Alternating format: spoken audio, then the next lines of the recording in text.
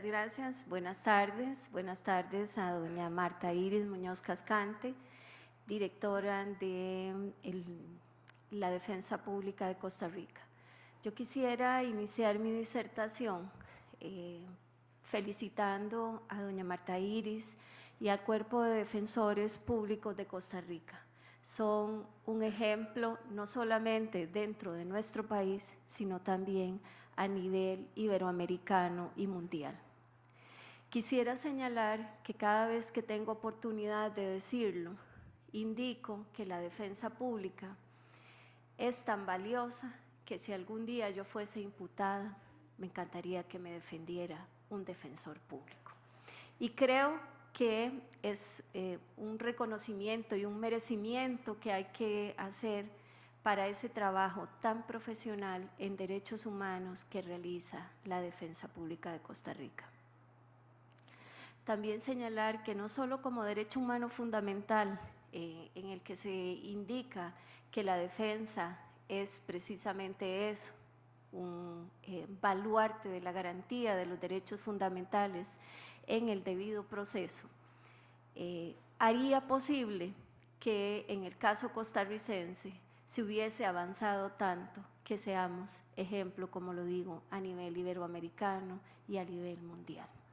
Mis felicitaciones en este reconocimiento que se hace el día de hoy y mi también compromiso de trabajo con la defensa pública costarricense. Es precisamente con un trabajo conjunto que realizamos con la defensa pública, el Ministerio Público, las víctimas, los ofensores, trabajo social, psicología y con la comunidad que hemos logrado hacer un cambio de paradigmas.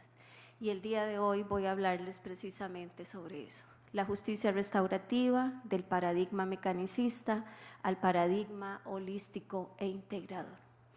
Lamentablemente, no todas las personas que estaban al inicio de esta actividad se quedaron, pero creo que es una lástima que se hubieran perdido esta conferencia, porque la justicia del siglo XXI tiene que estar centrada precisamente en el cambio de paradigma que tiene que darse. Y es que hasta ahora hemos vivido un paradigma, el mecanicista, que actúa simplemente con la visión del juez como boca de la ley.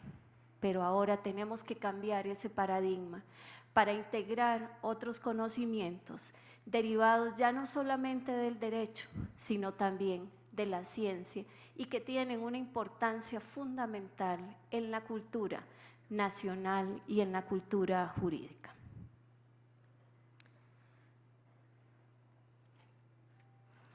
Quiero comenzar señalando que la ilusión de certeza está arraigada en nuestra cultura, fija posibilidades únicas y respuestas únicas. Y estamos generalmente acostumbrados a pensar en términos y extremos y a tomar decisiones basados en la realidad. Fácilmente solemos ser decisivos, por ejemplo, para decir si un proyecto es bueno o malo. Fácilmente también decimos ganamos o perdemos. Muy acostumbrados a dar una respuesta única para pasar un examen. Y esa respuesta supuestamente es la única y es la verdadera. Estamos acostumbrados a que nos midan nuestra eficiencia incluso por los juicios que ganamos o por los juicios que perdemos. Este pensamiento también forma parte de la cultura jurídica, con diversas manifestaciones en el derecho concretamente. Así, por ejemplo, cuando llevamos los cursos de Derecho Procesal Penal, se habla de un término, el término certeza jurídica. ¿Y qué es eso? ¿Qué es lo que se define como la certeza jurídica? La certeza jurídica de que alguien es culpable, la certeza jurídica de que alguien es inocente. También estamos acostumbrados a hablar desde el punto de vista jurídico de verdad real. Y entonces se nos enseña que hay una diferencia entre la verdad, que es el hecho de la vida real, y la verdad real, que es la prueba que se realiza en el juicio. Estamos muy acostumbrados a hablar también de víctimas y de ofensores. Todo esto está totalmente legitimado en el mundo del derecho. Pero cuando nos ponemos a pensar quién es víctima y quién es ofensor, y ya lo vamos a ver más adelante con algunos ejemplos que les voy a poner, ahí sí que vienen los cuestionamientos de quién es realmente un ofensor o un autor de un delito y quién es la víctima. Pretendo, a través de una reflexión que vamos a hacer el día de hoy, mostrar algunas nociones y experiencias que probablemente nos lleven a replantearnos cómo estamos haciendo las cosas, a abrir nuestras mentes y a buscar respuestas diferentes que no nos hemos dado hasta ahora. En primer lugar, voy a hablar sobre nuevas visiones e ideas de la ciencia, la sociedad y la cultura. Muy probablemente todos ustedes han oído hablar de la física cuántica, pero muy probablemente, como es un mundo ajeno al jurídico, no nos hemos dedicado a pensar qué hay detrás de la física cuántica. La física cuántica trajo formas de ver las cosas diferentes a las formas en las que estábamos acostumbrados. Estábamos acostumbrados a ver las cosas como fijas, no en movimiento. Sin embargo, la física cuántica modificó esa forma de pensamiento y nos hizo ver que las cosas tenían que ser vistas en función de las posibilidades. Es así como la dualidad onda-partícula puede ser dos cosas mutuamente excluyentes al mismo tiempo.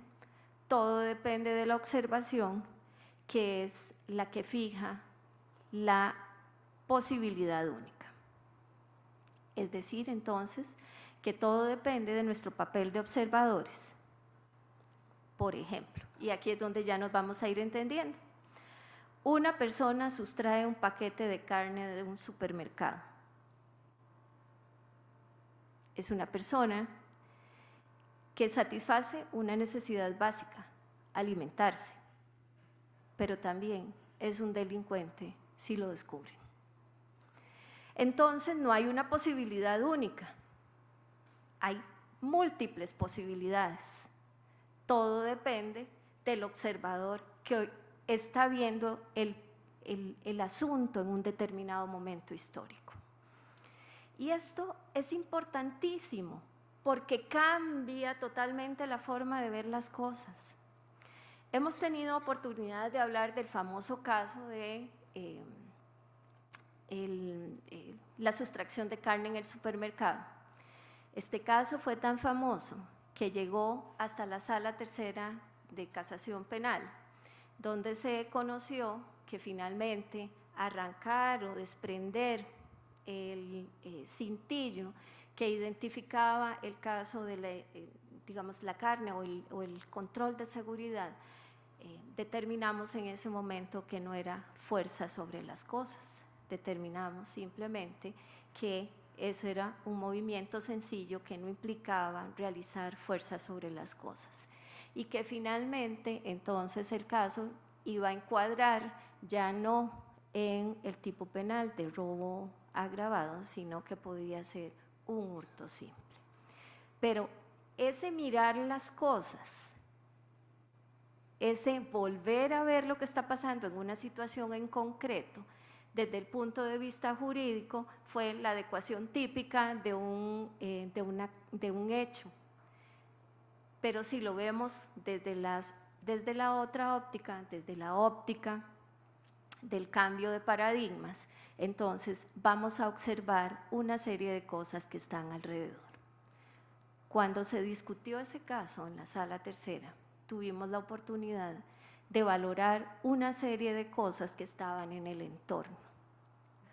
Entre ellas, hasta que yo, como ama de casa, ni siquiera me había percatado que la carne en el supermercado tenía ese sticker, pero que incluso si nosotros no lo habíamos visto, ¿qué pasaba en el caso de las personas autoras del hecho punible que ni siquiera sabían que la carne tenía esa identificación?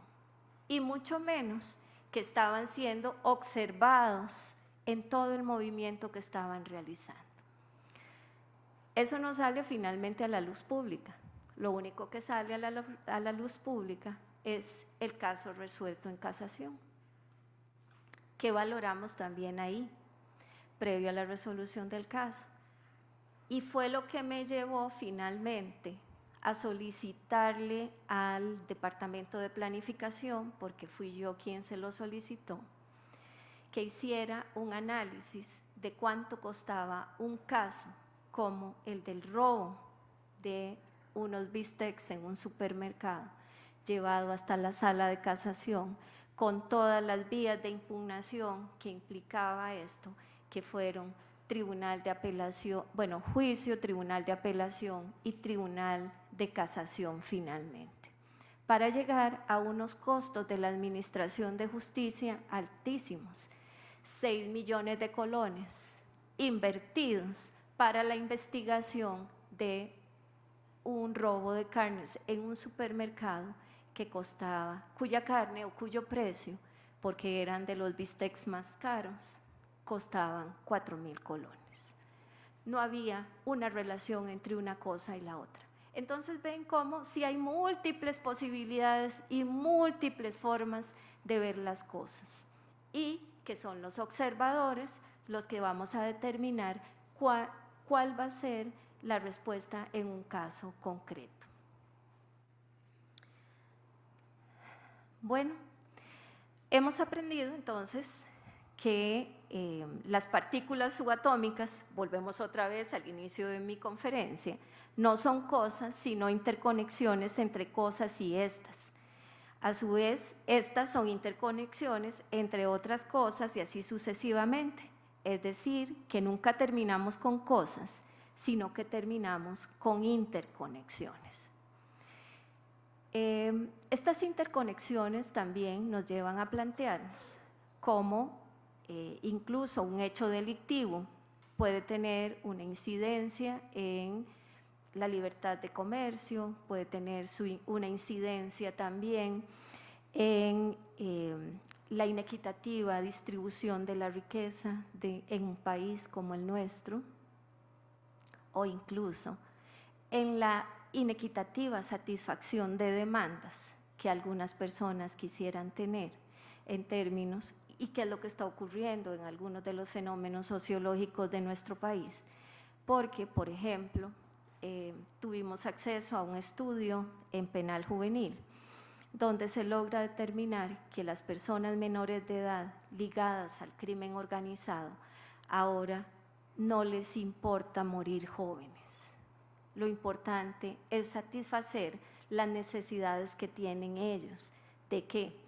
Necesidades de figurar, necesidades de tener acceso pronto y rápido a bienes y servicios, tenis de marca, vestimenta de marca e incluso carros de marca, sin haber tenido que pasar ni quemarse las pestañas como nos tuvimos que quemar nosotros las pestañas para estar sentados acá. A ellos eso no les importa. Lo único que les importa, bueno, tampoco les importa llegar a viejos.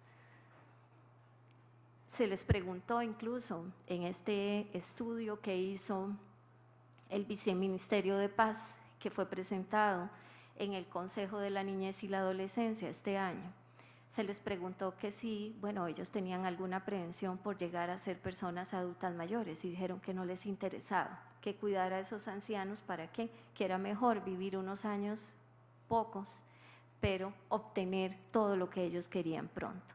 Y entonces está ocurriendo lo que está pasando. Tenemos en este momento personas menores de edad con un aumento significativo, ya no de crímenes de bagatela, sino de crímenes relacionados con el crimen organizado. ¿Quién es el gatillero? Un muchacho de 16 años, de 17 años. Pero asómbrense, el gatillero puede tener incluso menos de 12 años. Entonces, hay una gran crisis. Bueno, el cambio de paradigma en la física llevó a una transformación cultural mucho más amplia y podríamos afirmar hoy, como lo señala un autor conocido como Capra, que hoy revivimos la crisis intelectual de los físicos cuánticos en forma de crisis cultural, pero de proporciones mucho más amplias, ya no solo en la ciencia, sino en el contexto social. Ahora, ¿por qué la conferencia se llama del paradigma mecanicista al paradigma holístico? Voy a hablar de eso. El paradigma mecanicista consiste en una serie de ideas y valores en la que el universo es un sistema mecánico compuesto de piezas, el cuerpo humano es una máquina, la sociedad vive en una lucha competitiva por la existencia, la creencia en el progreso material es ilimitado a través del crecimiento económico y tecnológico, lo que se sigue de leyes naturales, todas ellas presunciones que están siendo hoy día cuestionadas. El nuevo paradigma, el paradigma holístico, habla de una visión totalmente distinta. Se trata de una interdependencia y conexión, de integración profunda de todos los fenómenos, de los individuos y las sociedades en los procesos cíclicos de la naturaleza. Algunas tesis ven al mundo no como una colección de objetos aislados, sino como una red de fenómenos fundamentalmente interconectados e interdependientes. Se reconoce el valor intrínseco de todos los seres humanos y se ve a los humanos como una hebra en la trama de la vida. Hay un autor muy famoso, Stephen Hawking, que habla que la ciencia es un conjunto de historias entrelazadas que ayudan a comprender el universo. Entonces, la comunidad y la red de apoyo son dos nuevos conceptos que vinieron a enriquecer el pensamiento sistémico y contemplan la comunidad ecológica como un conjunto de organismos ligados en un todo funcional por mutuas relaciones.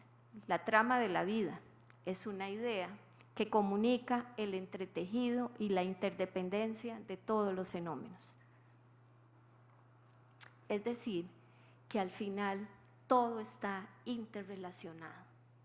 Tan relacionado está, en el caso del robo de los bistecs en el supermercado, el que exista una mujer madre de familia y jefa de hogar que quiera satisfacer las necesidades básicas de su familia, como también está interrelacionado el que exista un poder judicial que finalmente resuelve un conflicto, pero que está resolviendo un conflicto sin ver toda esa trama que existe y que está detrás de la solución de un caso concreto.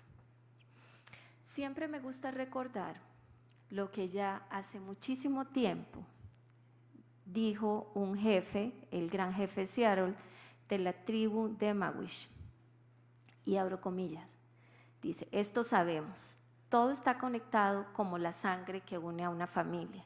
Lo que acaece a la tierra, acaece a los hijos e hijos de la tierra. El hombre no tejió la trama de la vida, es una mera hebra de la misma. Lo que haga con ese tejido, se lo hace a sí mismo. Cierro comillas. El cambio de paradigma que tenemos que tener en el análisis del fenómeno criminal requiere una expansión, no solo de nuestras percepciones y modos de pensar, sino también de los valores. En la cultura occidental hemos enfatizado las tendencias asertivas en detrimento de las tendencias integrativas. Los valores asertivos tales como competición, expansión, dominación, cantidad, están mejor valorados que aquellos valores integrativos como son conservación, cooperación, calidad, asociación. Ambos conjuntos de valores son consustanciales al ser humano. Sin embargo, como lo señala un autor, debemos buscar un equilibrio dinámico entre ambos. ¿Cómo esto impacta finalmente la cultura jurídico-penal y la crisis del derecho penal? Bueno, hagamos un breve repaso de lo que está pasando en el derecho penal. Se nos muestra que la nuestra es una sociedad de riesgo y hay un derecho penal de riesgos, entendiéndose como lo ha descrito la sociología alemana y luego la doctrina penal, que la sociedad se encuentra ante nuevos peligros para sí misma y para las condiciones básicas de la coexistencia humana, y se alude a los ámbitos de inseguridad social y el sentimiento subjetivo de inseguridad de los miembros de la sociedad. Entonces, frente a esta sociedad del riesgo, estamos reaccionando con una mayor seguridad. Sin embargo, tenemos que darnos cuenta que en la sociedad actual las relaciones son más complejas, las sociedades son excluyentes por consideraciones de nacionalidad, género, etnia, religión, edad, condición económica, lo que ha generado un aumento en los índices de violencia y agresión, y a la vez se vive un clima de inseguridad que demanda respuestas. Muy probablemente en el seno de un grupo de defensores hemos tenido la oportunidad de hablar del derecho penal del enemigo. Existe.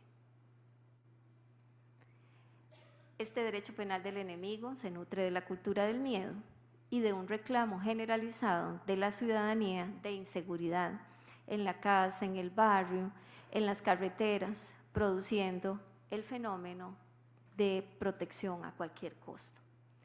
Algo tan sencillo como lo que acaba de ocurrir, la construcción de un nuevo puente en La Platina, a las personas que venimos de Heredia para San José, se nos ha convertido en un caos, pero en un caos también de seguridad ciudadana, porque ahora incluso tenemos miedo. La gente está conduciendo en una cantidad de agresividad, con una cantidad de violencia, que finalmente, un día de estos, solo en la carretera, habían 4 accidentes de tránsito.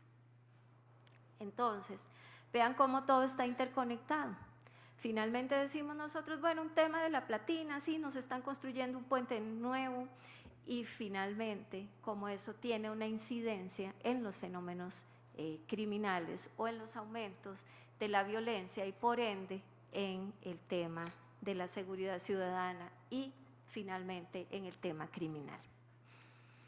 A esto se responde siempre con un aumento en seguridad ciudadana y sin duda alguna hay un mayor clima de desconfianza hacia las respuestas del sistema penal y un descontento generalizado cuando se conceden beneficios penitenciarios o modalidades de ejecución distintas a la privación de libertad. Bueno, ustedes preguntarán cómo va a enlazar esto doña Doris con el tema de justicia restaurativa. Hay un enlace directo, Nosotros no podemos ver el fenómeno criminal como algo que ocurre solo en un caso concreto. Le ocurre a una sociedad, le ocurre a un contexto determinado y le ocurre también a una sociedad en particular. Y frente a ello ha sido la criminología la que ha contribuido a describir y explicar que la delincuencia es un fenómeno ubicuo, es un concepto dinámico y que responde a los cambios sociales, económicos, políticos, transnacionales y tecnológicos. A la vez ha señalado que en el proceso de definición de la delincuencia existen interrelaciones con los aspectos concretos del desarrollo, tales como la estructura demográfica, el aumento de la población, la distribución de la riqueza, la urbanización, la industrialización, la vivienda, la migración, las oportunidades de empleo y los fenómenos de globalización. Bien, hemos presentado hace 5 años una propuesta al Poder Judicial para trabajar un proyecto enfocado en estas nuevas visiones de cómo se tiene que trabajar el fenómeno delictivo. Hemos presentado un proyecto de justicia restaurativa Las ideas de la justicia restaurativa se centran en un debate entre la responsabilidad y la equidad que tienen que existir entre los delincuentes, las víctimas, la comunidad y la justicia penal. El derecho penal se inclinó hacia el delincuente, en tanto la víctima no había sido tenida en consideración. Además, desde el punto de vista del autor del hecho punible, la respuesta penal ha sido cuestionada por ser simplemente retribución a la lesión de bienes jurídicos, conllevando procesos de exclusión social, de etiquetaje negativo, y el ofensor no es valorado en todo su potencial, relegándose a una posición indiferente y pasiva.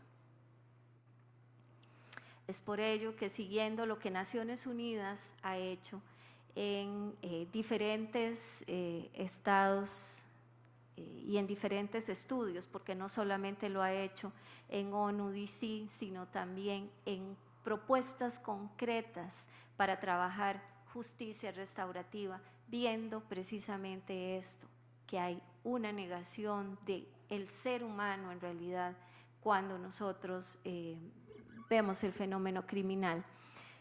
Naciones Unidas trata de encontrar un concepto para una justicia penal y para solucionar conflictos diferentes. Y ha señalado lo siguiente: en la Declaración del Consejo Económico y Social de Naciones Unidas número 12/2002, que se llama Principios Básicos para la Aplicación de Programas de Justicia Restaurativa en Materia Penal. Yo no lo inventé, ya estaba inventado. Lo que hicimos fue traer a nuestro país esos estándares internacionales de derechos humanos que fueron recogidos por Naciones Unidas y que se comenzaran a aplicar en nuestro país. Ellos dan algunas definiciones de justicia restaurativa y señalan lo siguiente: la justicia restaurativa es una respuesta evolutiva al delito que respeta la dignidad y la igualdad de todas las personas, favorece el entendimiento y promueve la armonía social mediante la recuperación de las víctimas, los delincuentes y las comunidades. Ven ustedes que la definición que da Naciones Unidas es bastante más comprensiva que la definición que damos en este momento del derecho penal, en el caso costarricense. Integra a la víctima, integra al ofensor e integra a la comunidad en la solución del conflicto. También ellos mismos señalan que es todo proceso en el que la víctima, el delincuente y cuando proceda cualquier otra persona o miembro de la comunidad afectado por el delito, participen conjuntamente de forma activa en la resolución de cuestiones derivadas del delito, por lo general con la participación de un facilitador. El delito entonces supera el quebranto de la legalidad. Ayer estaba en una conferencia donde alguien hablaba del positivismo y solamente decía que la ley y la violación de la ley implicaba que así era la forma de solucionar los conflictos. Y yo decía, pues lo observo distinto. O sea, la ley sí tiene que existir y evidentemente tiene que haber una descripción de los tipos penales, pero no solamente la ley resuelve el conflicto, porque al final vamos a llegar a lo que ocurre en la actualidad. ¿Quién es el que define cuál es el contorno de la ley? Generalmente es el juez. Y se dice desde hace mucho tiempo que el juez es la boca de la ley.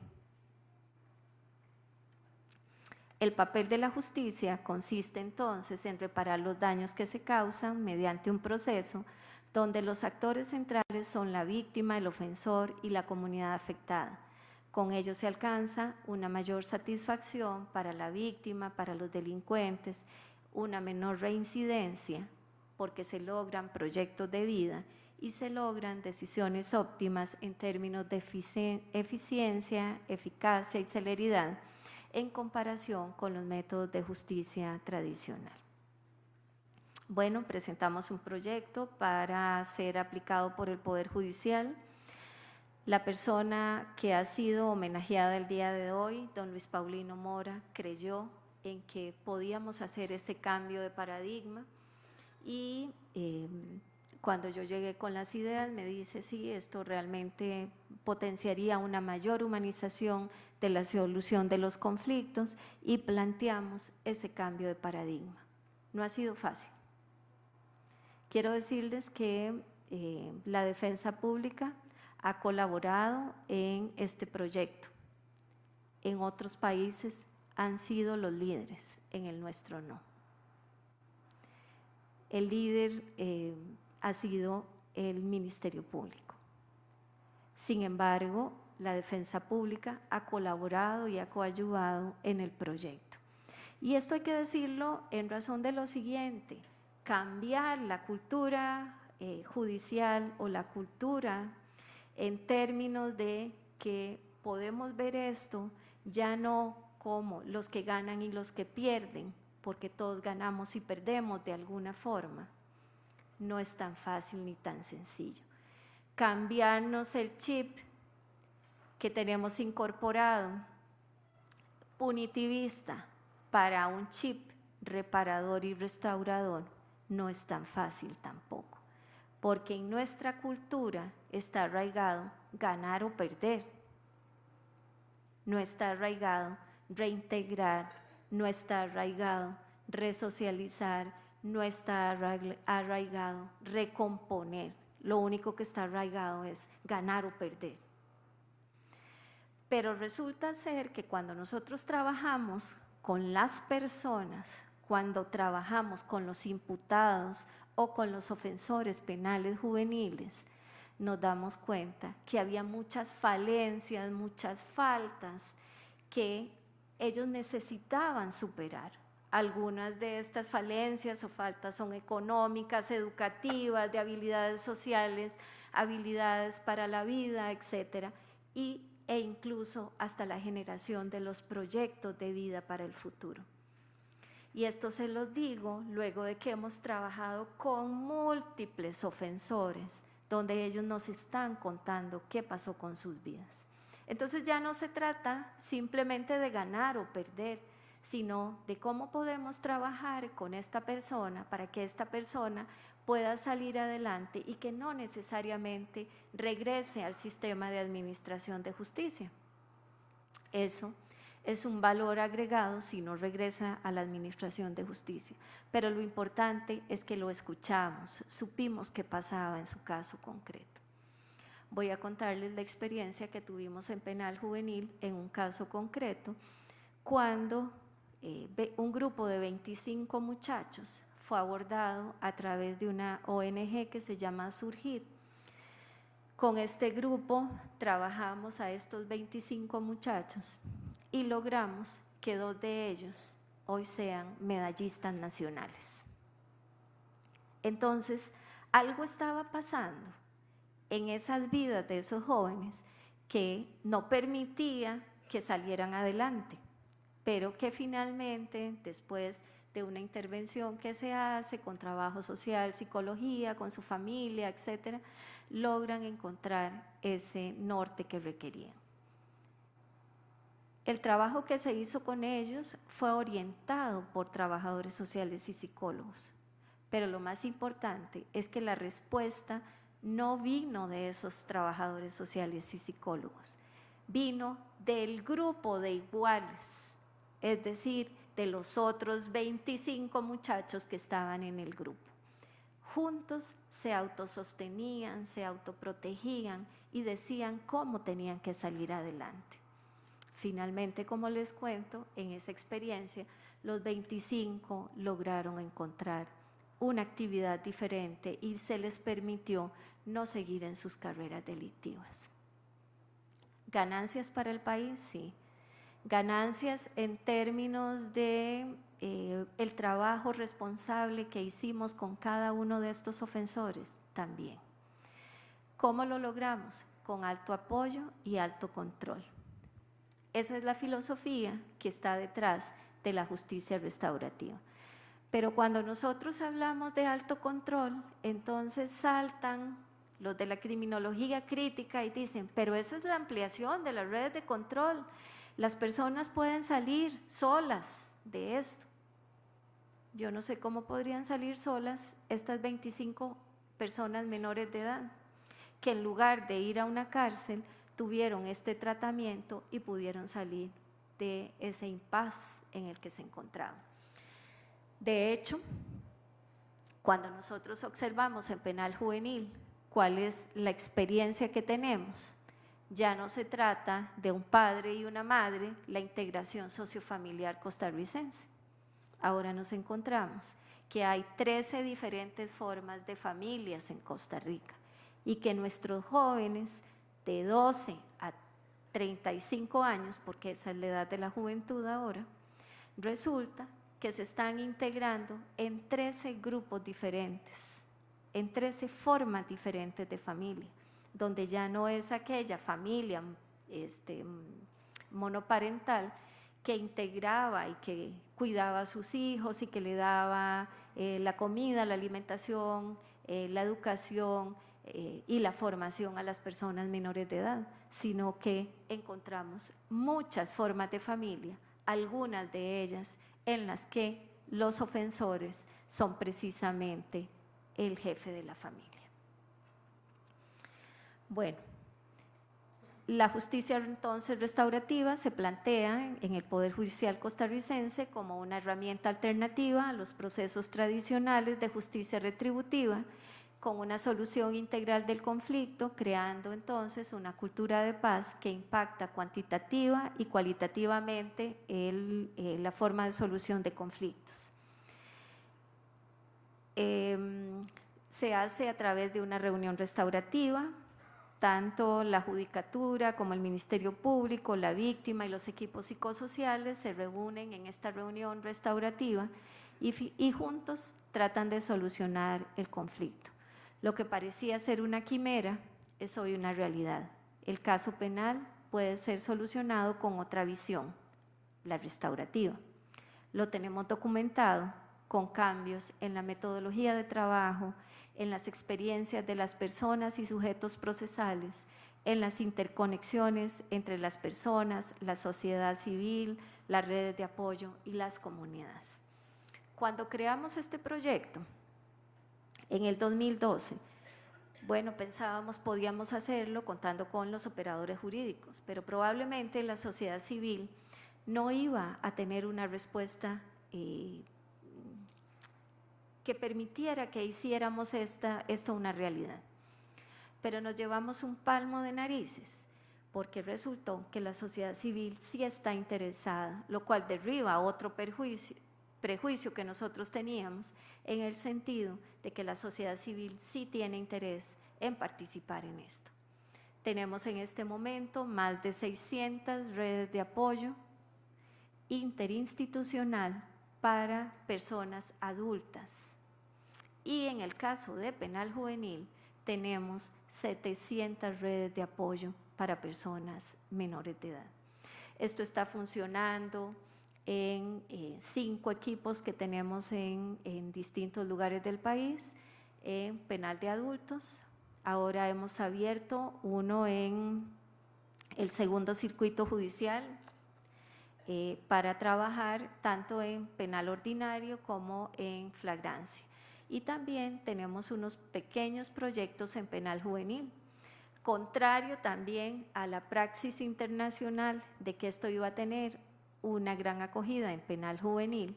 Fue en penal de adultos donde lo pudimos hacer primero, y en penal juvenil hemos tenido algunos rezagos.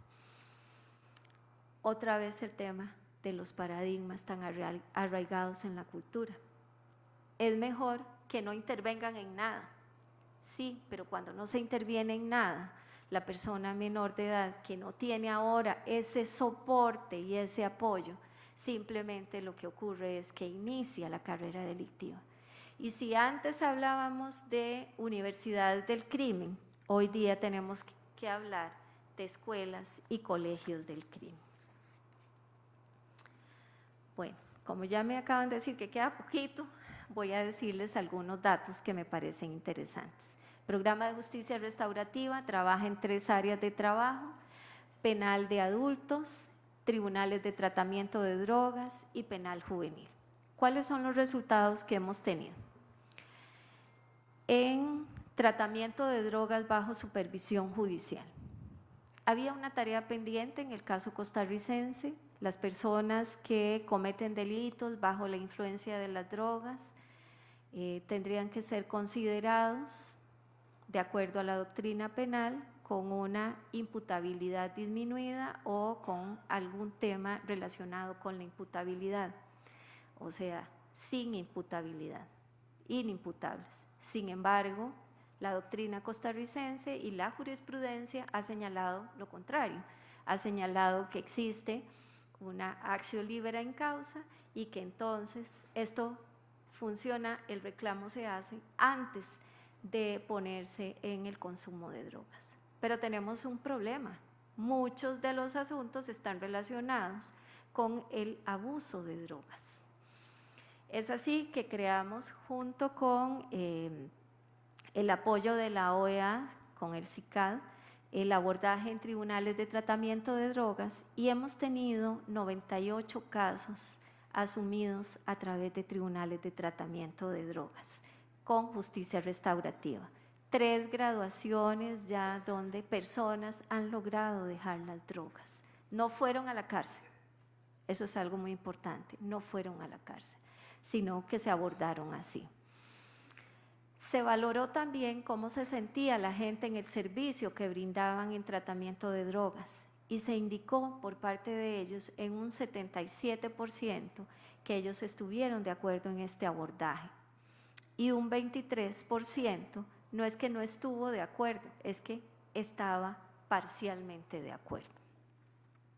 Bueno, aquí hay unas fotillos que yo hoy no traje ahí para que ustedes vieran, pero que ustedes pueden accederlo en nuestra página web. También tenemos estadísticas y resultados de la justicia restaurativa en el Poder Judicial. Más de 92 millones de colones han sido donados en función de las restauraciones que se hacen en justicia restaurativa. En lugar de horas cárcel, lo que hemos tenido son 111.442 horas de servicio comunitario. En lugar de horas cárcel, también hemos tenido 16.442 horas de abordaje socioeducativo. En lugar de horas cárcel también hemos tenido 39 meses de internamiento para la recuperación de las personas que están en drogas y 555 horas de abordajes terapéuticos que han recibido las personas en este caso. 646 instituciones que pertenecen a la red de apoyo institucional y no institucional. Decirles que contamos con policías de tránsito que en un momento son policías, pero que cuando entran como red de apoyo interinstitucional se convierten y cambian el chip de ser el policía perseguidor a ser el policía acompañante, policía de tránsito. Cuerpo Nacional de Bomberos, cualquier cantidad de instituciones de bien privado, y ahora tenemos también distintas circulares del Ministerio Público, la circular 06, la circular 12, la circular 9, donde se puede trabajar el programa de justicia restaurativa. Antes de finalizar, quiero pasarles un video. Ese video es tomado y fue presentado para el premio que ganamos el año pasado, donde se nos reconoce precisamente como una institución que es un baluarte de lo que podría ser un sistema de gobierno abierto y que cambia precisamente lo que les señalé, la forma de trabajar los conflictos en materia penal. Adelante, por favor, con el video.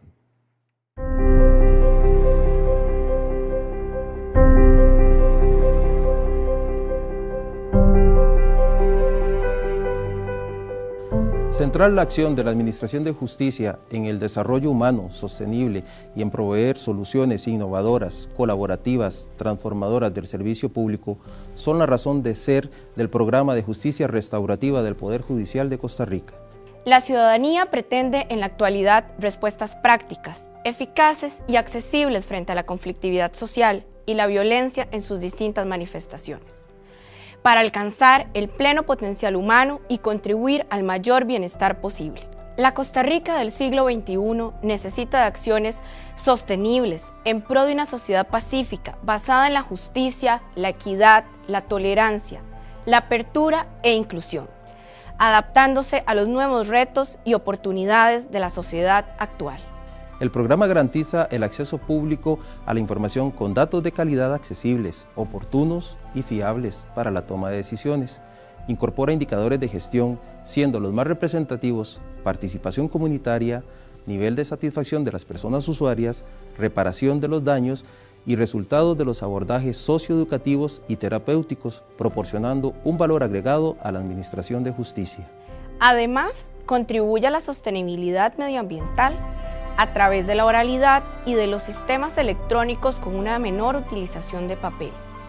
La reducción en los tiempos de respuesta institucional permiten disminuir la huella ecológica, porque se minimiza el traslado de personas usuarias, los costos operativos y humanos, dando como resultado una mejor calidad de vida.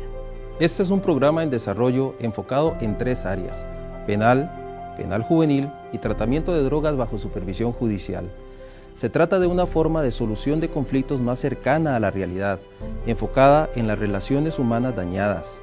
Valora los hechos, pensamientos y sentimientos.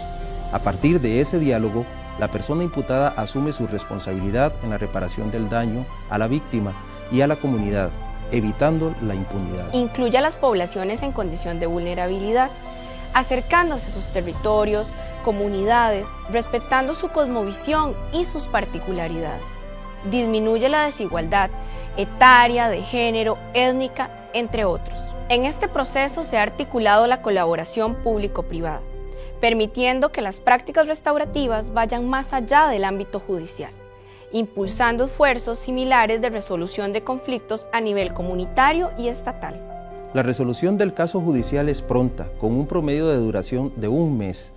Las personas participantes han mostrado un 97% de satisfacción en la resolución de su conflicto. Es 95% más económica que la justicia ordinaria. Es una forma de justicia con rostro humano, rápida y eficaz.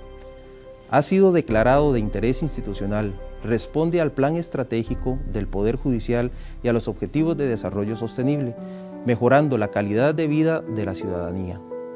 Ha impulsado la política pública de justicia juvenil restaurativa, ratificada por el Consejo Presidencial Social y la Corte Suprema de Justicia de Costa Rica.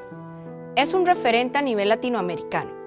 Ha innovado en el abordaje restaurativo dentro de la justicia penal, al lograr la alianza público-privado, una cohesión social que favorece el diálogo interinstitucional con más de 1.200 instituciones públicas y organizaciones no gubernamentales que integran la red de apoyo. Favorece la reinserción de las personas, quienes crean un sentido de pertenencia a la comunidad, sumando más de 100.000 horas de servicio comunitario y más de 20.000 horas socioeducativas. El problema nacional de la comisión de delitos asociados a la droga ha sido abordado con más de 500 horas terapéuticas y un aproximado de 100 personas atendidas. Contribuye a disminuir la inseguridad ciudadana, el hacinamiento penitenciario, fortalece el empoderamiento personal con proyectos de vida alternativos al delito, aumentando el nivel de progreso social. Las personas víctimas y ofensoras que han participado en un proceso restaurativo logran transformar sus vidas, el entorno familiar, la comunidad y el Estado en general.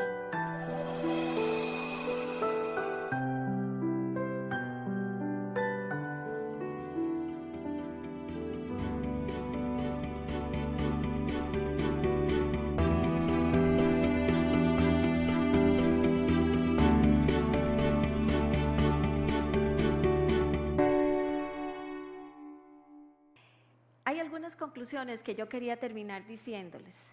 En la ruta del cambio de paradigma del mecanicista al integral y holístico, la justicia restaurativa se presenta en un mundo complejo como una buena clave para acercarnos cada vez más al ser humano, a su contexto, a sus múltiples relaciones y conflictos, a dejar de ver las cosas como fijas y a verlas en función de sus posibilidades, a tratar de entender a las personas que estamos en el universo, en un estado, en una comunidad determinada y que somos protagonistas, cada uno de nosotros y cada una de nosotros, de lo que estamos construyendo.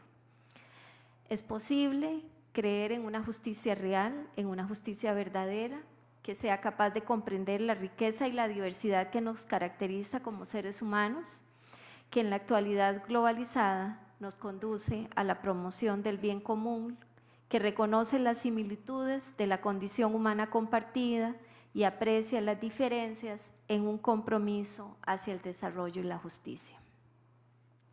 Las experiencias de Costa Rica han permitido impactar vidas humanas, han favorecido a las víctimas, a las personas ofensoras y a la comunidad, generando índices de mayor satisfacción en la forma de abordar el delito por todas las partes.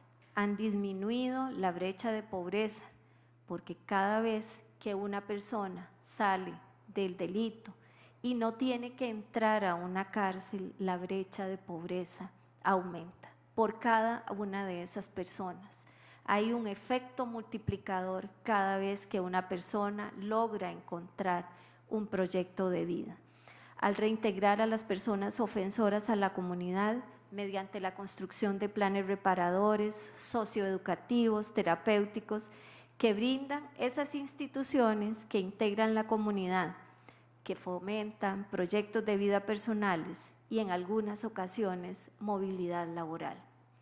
Es interesantísimo cómo muchas de las personas que han ido a trabajar a las ONGs se quedan trabajando después de que finalizan las horas comunitarias en las ONGs, algunos incluso con contratos remunerados. Por otra parte, se favorece la prevención de la delincuencia al disminuir la reincidencia delictiva y promover una cultura de paz entre las partes intervinientes, generando un efecto multiplicador a nivel social. Esto permite entonces que se cumplan los objetivos del derecho penal y que finalmente a través de la justicia restaurativa logremos transformar las personas, las comunidades, los estados. Muchísimas gracias.